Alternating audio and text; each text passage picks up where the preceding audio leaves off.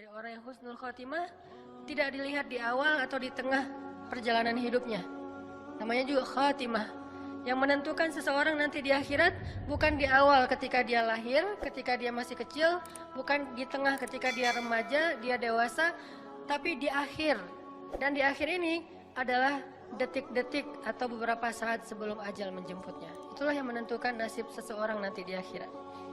Sehingga buat orang yang selama hidupnya dari awal, tengah, dan menjelang akhir hidup dalam ketaatan, tumbuh dalam ibadah kepada Allah, jangan besar kepala dulu. Jangan sombong dulu. Jangan merasa bahwa kita udah pasti masuk surga dulu. Walaupun surga jaraknya dengan kita cuma sejengkal. Walaupun surga jaraknya dengan kita cuma sejengkal, belum tentu kita akan masuk. Kenapa? Bukankah terkenal hadis Nabi, seseorang yang sepanjang hidupnya beramal amal solih, amal ahli surga, sampai jaraknya ke surga cuma sejengkal, tapi di akhir hayatnya dia kufur kepada Allah. Kufur di sini macam-macam. Bisa kufur dengan cara yang paling tinggi yaitu syirik. Tiba-tiba dia sakit keras, berobat secara ilmiah lewat dokter, lewat terapis, ternyata tidak terlalu membuahkan hasil. Akhirnya dia kepancing untuk datang ke paranormal, mulai menggunakan ilmu-ilmu black magic, mulai kepada para sihir. Akhirnya dia meninggal pula dalam kondisi seperti itu. Bukankah ini su'ul khatimah? Walaupun sepanjang hidupnya dia beramal solih. Bisa juga akhir hayatnya kufur bukan dalam bentuk syirik, tapi dalam bentuk sombong dan riya. Karena riya ini adalah syirik kecil. Bisa jadi dia riya, mungkin dia tidak disebut orang kafir, dan insya Allah tidak akan abadi di neraka. Cuman akhir hayatnya ini justru menguras semua pahala-pahala dia menjadi kosong. Yang harusnya dia termasuk orang yang ashabul maimanah, atau bahkan was-sabiqun as-sabiqun. Sepanjang hidupnya dia orang yang sabiqun. Apa arti sabiqun? Yang sangat spontan dalam kebaikan. Ada peluang kebaikan apa, dia duluan. Kayak Abu Bakar tuh sabiqun namanya. Ketika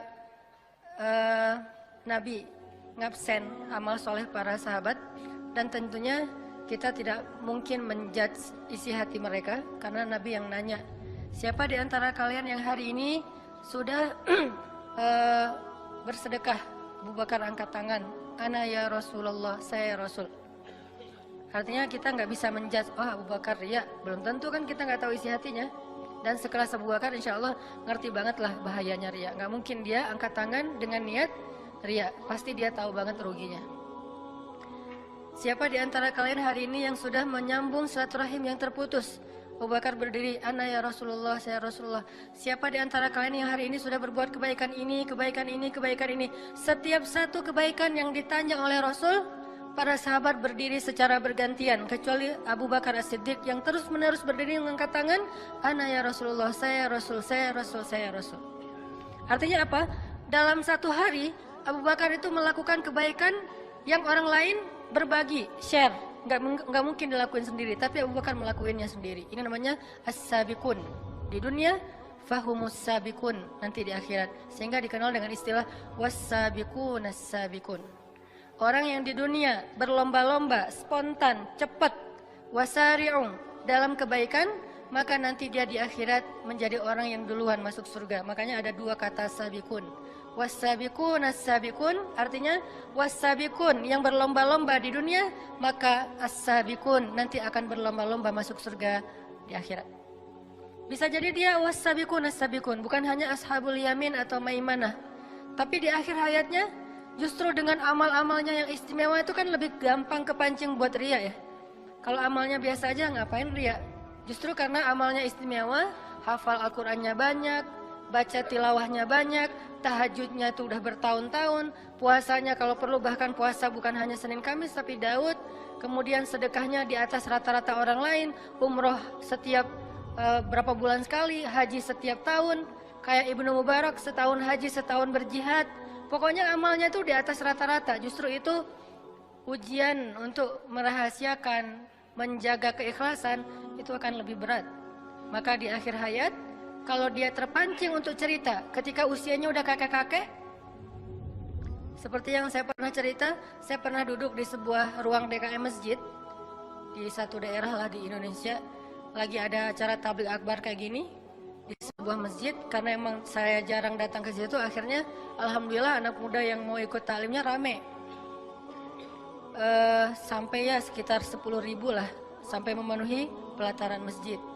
Setelah selesai acara kan 10.000 anak muda ini kan berarti semuanya dapat pahala mencari ilmu, sholat berjamaah, berjalan ke masjid, dan seterusnya kan. Pahalanya banyak banget, itikaf, ribat. Wah, kalau kita breakdown, itu kebaikan dari satu adegan itu banyak banget. Adegannya cuma satu, ke masjid, duduk, dengerin taklim. Tapi kebaikannya bisa banyak. Dan dikali 10.000 minimal. Lalu setelah selesai acara, biasa saya masuk lagi ke ruang DKM, kemudian kayak semacam silaturahim gitu, ramah tamah, ngobrol sama beberapa tokoh-tokoh masyarakat, termasuk salah satu senior sesepuh masjid. Beliau cerita, ini Ustadz, masjid ini perjuangannya nggak gampang. Ini judulnya. Mulai beliau cerita, paragraf pertama, dulu tahun-tahun dulu nih, dia nunjuk ke arah DKM, mereka nih masih kecil. Jadi karena beliau paling senior, kakek-kakek, DKM-nya masih usia ya sekitar 40, mereka masih kecil, masih anak-anak, larisan-larisan belum tahu.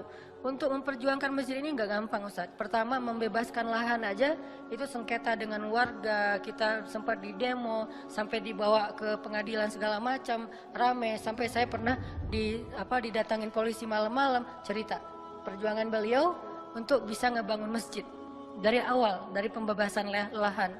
Kemudian lahan udah dapat, kemudian bikin IMB, bikin masjid, itu nyari funding untuk mendirikan masjid itu juga nggak gampang. Saya juga jual tanah Ustadz demi bisa ngedirin masjid, cuman nggak cukup, cuman bisa untuk mihrab. Jadi mihrab ini tanah saya dulu. Saya jual tanah, saya bangun seukuran mihrab, ya kurang lebih bisa untuk orang sholat 50 orang. Kemudian kita funding ke teman-teman, ke warga segala macam, sampai berdiri masjid. Tapi masih sepi.